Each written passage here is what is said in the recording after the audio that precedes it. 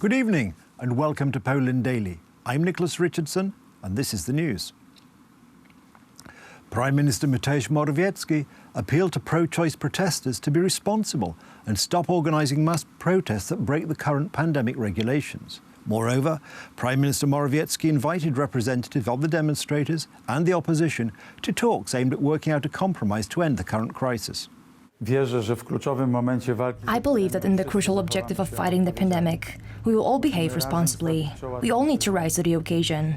Hence, I appeal to the participants of the recent protests and to the opposition. Let us resolve this issue by talking, not by walking out on the streets and putting others in danger. The epidemiological situation is very serious, and our decisions may at first seem difficult to understand.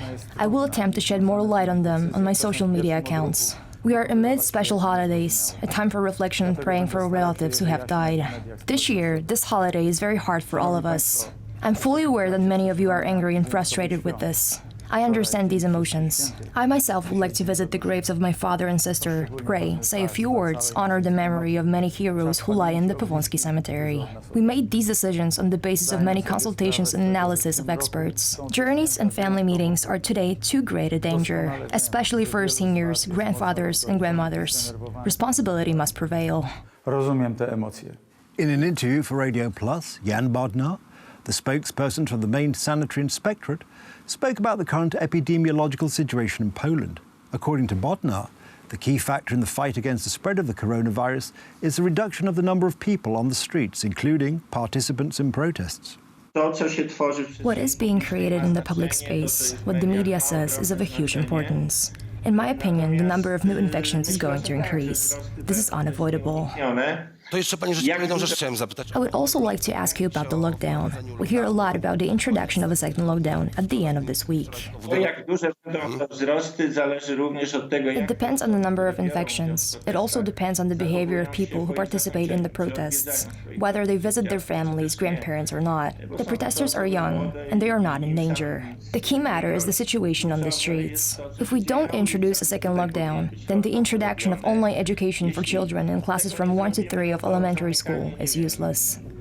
Klasy trzeciej czy klasy drugiej jest bez znaczenia. The Polish Ministry of Health has presented the latest data on the epidemiological situation in the country. According to the ministry, there has been a decrease in the number of new infections and deaths from COVID-19 in the last 24 hours. The Polish Ministry of Health reported new 15,578 coronavirus infections in the last 24 hours. 92 people have died. The total number of coronavirus infections in Poland has now risen to 340,000, including 5,875 people who have died. Following the recent spike in coronavirus infections and the protests against the ruling of the Constitutional Tribunal, which tightened the abortion law in Poland, the latest opinion polls show there has been a drop in support for the ruling Law and Justice Party, but with little increase for the opposition. The governing United Right coalition needs to think of some new way to recover the support before the parliamentary elections in 2023. Only 31% of the voters expressed their support for the Law and Justice Party. It is a loss of around 10 percentage points compared to the previous opinion polls. In turn, the Civic Coalition could count on just above 25% of the votes, which is a rise by 2 percentage points. Poland 2050, led by Szymon Hołownia, would gather almost 15%. He would be followed by the Left Party with the support of 6%. The Confederation Party and Polish Coalition would not enter the same if the vote had taken place last Sunday. The final and most important debate between the incumbent President Donald Trump and his rival Joe Biden will take place tomorrow. The 2020 United States presidential election will take place on November the 3rd. According to political commentators, there will be a record turnout for this year's presidential election in the United States. That's a good-looking crowd. Good-looking people, I will say. No, we're gonna have a big victory. I don't know if you know what's happening, but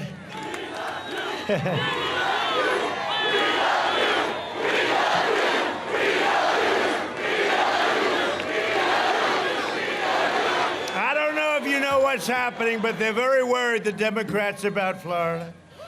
They're very concerned. The vote's not there. It's not there for them.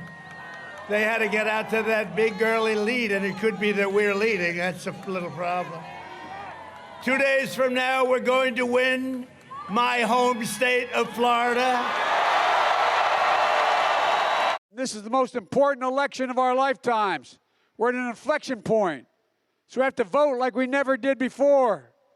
Every day is a new reminder of how high the stakes are, of how far the other side will go to try to suppress the turnout, especially here in Philadelphia. This year's presidential election arouses many emotions due to the coronavirus pandemic. Are you going to declare a victory Tuesday night, whether all the results No, that was a false report. We'll look at what happens. I think it's a terrible thing when ballots can be collected after an election.